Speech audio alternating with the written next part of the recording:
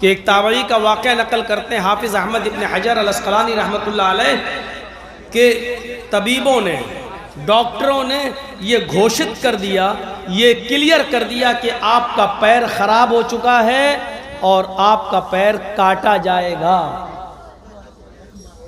तो उन्होंने कहा कि अच्छा, लेकिन उस ज़माने में सुन करके आजकल ऑपरेशन होता है ना, उस ज़माने में सुन करने वाली कोई चीज़ नहीं थी कि उसको सुंघा दिया जाए और सुन कर दिया जाए और पैर काट दिया जाए। मुहज्जर अशिया नहीं थी। सुन कैसे किया जाए? ऐसे ही आपका पैर काटा जाएगा, समझ लो कि दर्द बहुत होगा। तो ये बुजुर्ग ताबई क्या कहते हैं तबीब से, हकीम से, जर्राह से कि ठीक है, मैं कुर्सी पर, उस ज़माने में कोई ऊंची स्टूल टाइप की कोई चीज़ लकड़ी की बना दी गई, मैं उस पर बैठ जाऊंगा। खड़े होकर नमाज पढ़ने की ताकत नहीं है मेरे अंदर, मैं बैठ जाऊंगा और जैसे ही मैं अल्लाहु अकबर कहकर नियत बांध लूं, तुम अपना ऑपरेशन शुरू कर देना और मेरा पैर काट देना। इसलिए कि नमाज की हालत में मैं अल्लाह की इबादत में इतना मुनहमिक हो जाता हूँ कि दुनिया व माफिहा से मैं गाफिल हो जाता हूँ, मुझे दुनिया व माफिहा का फिर एहसास नहीं होता। इसलिए नमाज की हालत में अगर तुम मेरा पैर काटोगे तो मुझे तकलीफ नहीं होगी। हाफिज़ अहमद इब्न हजर अल अस्क़लानी जैसी शख्सियत इस वाक़े को नकल कर रही है अल इसाबा में। अब आप अंदाज़ा लगा सकते हैं कि उनकी नमाजें कैसी थी और एक हमारी नमाजें। अल्लाहु अकबर। इमाम साहब ने थोड़ा सा अगर अलिफ लाम मीम का रुकू शुरू कर दिया, पता नहीं 2.5 पारी के पूरा रुकू ना पढ़ने लगे, दाढ़ी भी खुजाने लगते हैं और दूसरी रकात में घड़ी पर भी नजर पड़ जाती है। कितनी ऐसे भी हो जाता है। बहुत से लोगों को आप देखेंगे नमाज की हालत में, देखिए, और थोड़ा सा अगर मच्छर भी बैठ के काट लेते हैं, हमारी नमाजों का ये हाल है। ये मौजूदा दौर की हालत बता रहा हूं मैं, हमारी नमाजें आजकल ऐसी ही हैं। फिर मुआजना कीजिए आप, उनका पैर काट दिया गया और उस आदमी ने नमाज की हालत में आह भी नहीं किया, मुंह से आ भी नहीं निकाला, पैर कट गया और ये अपनी नमाज में मसरूफ रहे। इशारे से रुकू होता रहा और सजदा होता रहा। तो मोमिन, कामयाब मोमिन बनिए। और कामयाब मोमिन की पहली सिफत क्या बताई जा रही है? अल्लज़ीना हुम फी सलातिहिम खाशिऊन, जो अपनी नमाजों में खुशू और खुजू बरतते हैं। नमाजें जो नहीं पढ़ते हैं वो एक अलग मैटर है, उनको मुसलमान माना भी जाए या नहीं माना जाए, फिर उसमें भी उलमा का एक बहुत ज़बरदस्त इख्तिलाफ है। लेकिन मुझे वो मसला मालूम है कि किसी ने अब्दुल्ला इब्न बाज रहमतुल्लाह अलैह से पूछा, सऊदिया के सबसे बड़े मुफ्ती से पूछा, एक औरत ने, कि मेरा शौहर नमाज का आदी नहीं है, मैं बहुत समझा चुकी हूँ लेकिन वो नमाज नहीं पढ़ता, तो ऐसी सूरत में मैं उससे क्या तलाक का मुतालबा करूं? और मेरे तलाक के मुतालबा करने पर भी वो तलाक न दे तो फिर क्या मैं उसके साथ मजबूरी में रहूं? तो इसका जवाब अब्दुल्ला इब्न बाज सऊदिया के सबसे बड़े मुफ्ती थे, उन्होंने इसका जवाब ये दिया कि मेरी बहन, तुम्हारी सिचुएशन तो बहुत ही खराब है, पहले अपने शौहर को समझाओ, और तुम कहती हो कि मैंने बहुत समझाया लेकिन वो अपनी रविश नहीं बदला और नमाज नहीं पढ़ता। तो फिर अब्दुल्ला इब्न बाज ने फतवा दिया कि फिर ऐसे शौहर का तुम्हारा उस शौहर के साथ रहना जायज नहीं है। कहा कि फिर वो मुझे तलाक नहीं दे, तो कहा उसको तलाक देने की जरूरत ही नहीं है, क्योंकि वो आदमी इस्लाम के एक बहुत बड़े रुकन को छोड़ता है, इसलिए वो इस्लाम के अंदर दाखिल ही नहीं है। लिहाजा जब वो इस्लाम के अंदर दाखिल नहीं है तो फिर ऐसे शख्स के साथ तुम कैसे रह सकती हो जो गैर इस्लाम के अंदर हो, जो इस्लाम के अंदर दाखिल ना हो। लिहाजा तुम आज़ाद हो और चंद लोगों को बिठाकर ऐलान कर दो कि मैं इस आदमी के साथ नहीं रहूंगी, और एक पीरियड, एक महीने का, एक हैज का एक पीरियड जो औरतों को महीना आता है MC, उसका इंतजार करके तुम दूसरा निकाह कर सकती हो किसी मोमिन से। ये अब्दुल्ला इब्न अब्बास, या तो नमाज ही नहीं पढ़ते। मैं यहां उनकी बात नहीं कर रहा हूं जो नमाज नहीं पढ़ते, जो पढ़ते हैं उनके लिए अल्लज़ीना हुम फी सलाह, फिर वो भी नमाज नहीं, अल्लाहु अकबर अल्लाहु अकबर समी अल्लाहु लिमन हमिदा अल्लाहु अकबर, वो कौवे की चोंचें जो मारी जाती है वो, उसका भी जिक्र मैं नहीं कर रहा। खुशू और खुजू, खुशू और खुजू,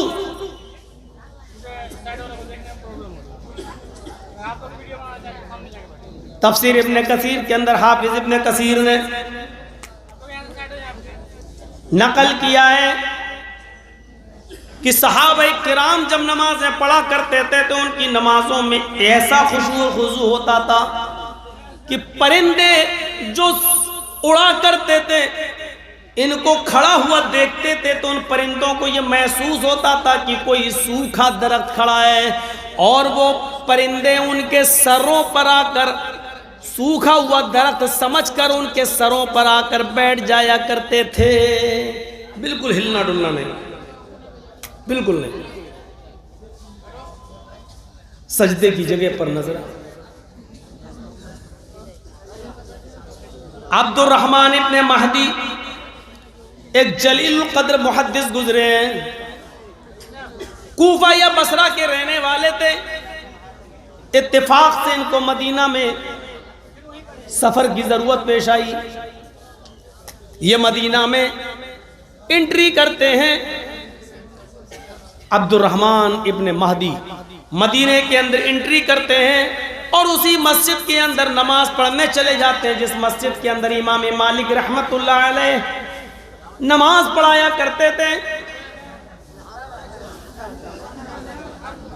नमाज का वक्त हो गया, इमाम मालिक नमाज पढ़ाने के लिए खड़े हो गए। अब्दुर्रहमान इब्न महदी के कांधे के ऊपर एक चादर थी। होता ना, हम लोग भी सफर कर रहे हैं तो गमछा डाल दिया अपने सर पे, निकल गए, पसीना निकला, पोंछ लिया, फिर कंधे पे गमछा डाल दिया। अब्दुर्रहमान इब्न महदी के कांधे पर ऐसी गमछे टाइप की चादर थी। उन्होंने नमाज शुरू करने से पहले वो चादर उतारी और उन्होंने अपने सामने रख दी। जैसे हम लोग नमाज पढ़ते तो चश्मा उतारा और चश्मे के डिब्बी में रखा और आगे रख दिया, या कोई रुमाल मुंह पोछा और आगे डाल दिया, अल्लाहु अकबर, खड़े हो गए। ऐसे ही अब्दुर्रहमान इब्न महदी ने अपने कांधे से चादर उतारी और वहां पर अपने सामने रख दिया। मदीने के अंदर ये एक नई चीज, नया काम हो गया। इमाम मालिक ने अल्लाहु अकबर कहकर नमाज पढ़ाना शुरू कर दिया, लेकिन लोग अब्दुर्रहमान इब्न महदी को देख रहे हैं कि इन्होंने क्या किया। अपने कांधे से चादर उतारी और सफ में अपने सामने उन्होंने चादर को रख दिया। बहरहाल सब लोगों ने नमाज पढ़ ली और नमाज पढ़ने के बाद जब इमाम मालिक रहमतुल्लाह अलैह ने सलाम फेरा, अस्सलामु अलैकुम व रहमतुल्लाह, अस्सलामु अलैकुम व रहमतुल्लाह, जब नमाज पढ़ाकर सलाम फेरा तो लोगों की नजरें इमाम मालिक की तरफ थी। इमाम मालिक रहमतुल्लाह अलैह से सवाल, नजरों में सवाल हो रहा था। यानी मुसल्ली जो नमाज पढ़ रहे थे उन्होंने इमाम मालिक से कहा, इस आदमी ने तो नमाज की हालत में नमाज के अंदर अपने कांधे से चादर उतार कर अपने सामने डाल दी है। इमाम मालिक रहमतुल्लाह अलैह ने उस आदमी को, जानते नहीं थे कि ये मुहद्दिस जलील है अब्दुर्रहमान इब्न महदी, बहुत बड़े मुहद्दिस, हदीस के जानकार, लेकिन अपनी पुलिस को जो मदीने के अंदर जो निगरानी करते थे उस पुलिस वालों को बुलाया और अब्दुर्रहमान इब्न महदी के बारे में हुक्म दिया, इस आदमी ने जो चादर सामने डाल दी है नमाज पढ़ने के दौरान, इस आदमी को पकड़ो और कैद खाने के अंदर डाल दो, जेल के अंदर डाल दिया, कैद खाने के अंदर डाल दिया। लेकिन इत्तेफाक देखिए, शाम तक इमाम मालिक को पता चला कि जिस आदमी को हमने गिरफ्तार करके जेल में डाला है वो तो अपने इलाके का बहुत बड़ा मुहद्दिस है, बहुत बड़ा आलिम है। उस इलाके के लोग उसको बहुत बड़ा इमाम मानते, बहुत बड़ा मुहद्दिस मानते हैं। फिर दिल में सोचा, इतना बड़ा इमाम है, इतना बड़ा मुहद्दिस है, उसको ये नहीं मालूम कि नमाज के अंदर उसने अपनी चादर उठाकर और सामने डाल दी। इमाम मालिक रहमतुल्लाह अलैह जाते हैं और कैद से उसको छोड़ने का हुक्म देते हैं, जेल से उसको छुड़ाते हैं और कहते हैं क्या तुम अब्दुर्रहमान इब्न महदी हो? उन्होंने कहा हाँ, फला फला इलाके के तुम बहुत बड़े मुहद्दिस माने जाते हो। कहा जी हाँ। इमाम मालिक रहमतुल्लाह अलैह ने कहा अहदस्ता फी मस्जिदिना शैअन ला नारिफुहु, तुमने आज हमारी मस्जिद के अंदर एक ऐसी चीज ईजाद कर दी जिसको हम इससे पहले नहीं जानते थे। हमारे पूरे मदीने के अंदर कोई भी शख्स नमाज की हालत में अपने सामने कुछ नहीं रखता है, तुमने आज एक नई चीज ईजाद कर दी हमारे मदीने के अंदर। वशगलतल मुसल्लीन बिन नज़री इलैहि, और तुमने नमाज पढ़ने वालों की नजरों को अपनी तरफ माइल कर दिया। सारे नमाजी तुम्हारी चादर को देखने लगे, उनकी नमाजों में डिस्टर्ब हो गया। आइंदा ख्याल रखना, नमाज पढ़ने के लिए जब यहाँ आओ तो कोई भी चीज तुम अपने आगे नहीं रखोगे। इससे पता चलता है कि उनकी नमाजें कितनी खुशू और खुजू वाली होती थी। नमाज पढ़ रहे, हमारे यहाँ तो रुमाल निकाला फिर रख लिया, नमाज पढ़ रहे हैं, खुजाते जा रहे हैं, दाढ़ी पकड़ते जा रहे हैं, घड़ी भी देखते जा रहे हैं, सब कुछ। और कभी कभी तो ऐसे भी हो जाती नजर, पूरा ऐसा नहीं, बगल वाले को देख लिया जाता है कि क्या कर रहा है। एक एक चीज पर अगर इतना लंबा बोलूंगा तो बात लंबी हो जाएगी। तो मुसलमान मोमिन, कामयाब मुसलमान की, कामयाब मोमिन की पहली पहचान क्या है, पहली सिफत क्या है कि वो पांचों वक्त के नमाज के साथ साथ नमाज में खुशू और खुजू, खुशू और खुजू, इधर उधर की बातें नहीं। वरना शायद हमने यहाँ सुनाया था कि नहीं कहीं और सुनाया था, याद नहीं। एक इमाम साहब नमाज पढ़ रहे थे और नमाज पढ़ाने के बाद जब सलाम फेरा तो एक आदमी खड़ा होकर कहने लगा, मौलाना साहब आज आपने 3 ही रकात पढ़ाई है। इमाम साहब कहते हैं 3 पढ़ाई है? हो सकता है भूल चूक हो गई हो। सारे नमाजियों से पूछा क्या ये सही बोल रहा है? सारे नमाजी जितने लोग मस्जिद में थे कहने लगे नहीं नहीं आपने 4 पढ़ाई है। इमाम साहब बड़े दुविधा में पड़ गए, अकेला ये कह रहा 3 पढ़ाई, सब कह रहे 4 पढ़ाई, तो मैं एक की मानूं या 4 या सबकी मानूं? पूछा भाई ये सब कह रहे हैं कि 4 पढ़ाई, तू अकेला कह रहा 3 पढ़ाई, मैं तेरी मानूं या इनकी? वो कहता मेरी। कहा क्यों? कहा मैं गारंटी के साथ कहता हूं कि आपने 3 पढ़ाई। सारे लोग कहते नहीं नहीं ये झूठ बोल रहा, 4 पढ़ाई आपने। बात है भाई, अब आपको अपनी ही सुनाना है तो फिर मैं बंद कर देता हूं। बोल चुका हूं, खड़े होकर मोबाइल में वीडियो मत बनाओ। ये रजाकार कहां है? जो लोग वीडियो बना रहे हैं मोबाइल में, उनके मोबाइल छीन लें, अपने पास रख लें, तकरीर खत्म होने के बाद दे दें। एक तो आप खड़े हैं, दूसरा वीडियो बना के हाथ से और दूसरों को डिस्टर्ब कर रहे हैं। तो वो आदमी कहता मेरी मानिए, इन सब की नहीं। कहा इमाम साहब बड़े परेशान, अच्छा तुम कैसे सच बोल रहे हो? तुम बताओ 3 मैंने कैसे पढ़ाई? वो कहता है कि मेरी 4 दुकानें हैं और मैं हर एक रकात में एक दुकान का हिसाब जोड़ लेता हूं। तो आप अब तक 4 रकात पढ़ाते थे तो चारों दुकानों का हिसाब मैं जोड़ लेता था, आज 3 ही का जोड़ पाया, इसलिए मैं कह रहा हूं कि 3 पढ़ाई। अगर मैंने चारों दुकानों का हिसाब जोड़ लिया होता तो इसका मतलब 4। ये इसकी नमाज थी। वो खुशू और खुजू नहीं रहा आज हमारी नमाजों में।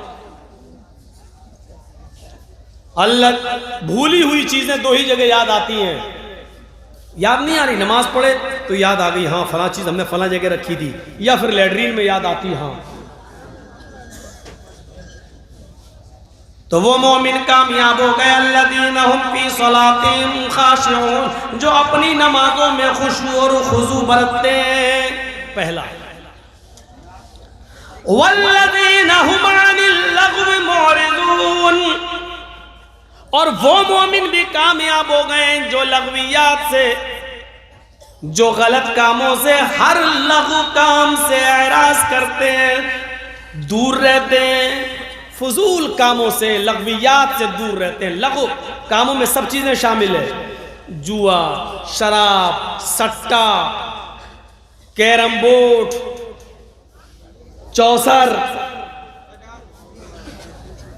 झूठ, गीबत, चुगली, हसद, कीना, बुग़्ज़, इनाद, एक दूसरे के खिलाफ षड्यंत्र रचना, ये सारी चीजें लग़वियात के अंदर आती हैं, लग़व के अंदर आती हैं। जो लग़वियात से दूर रहते हैं, जो फजूल कामों से बचते रहते हैं।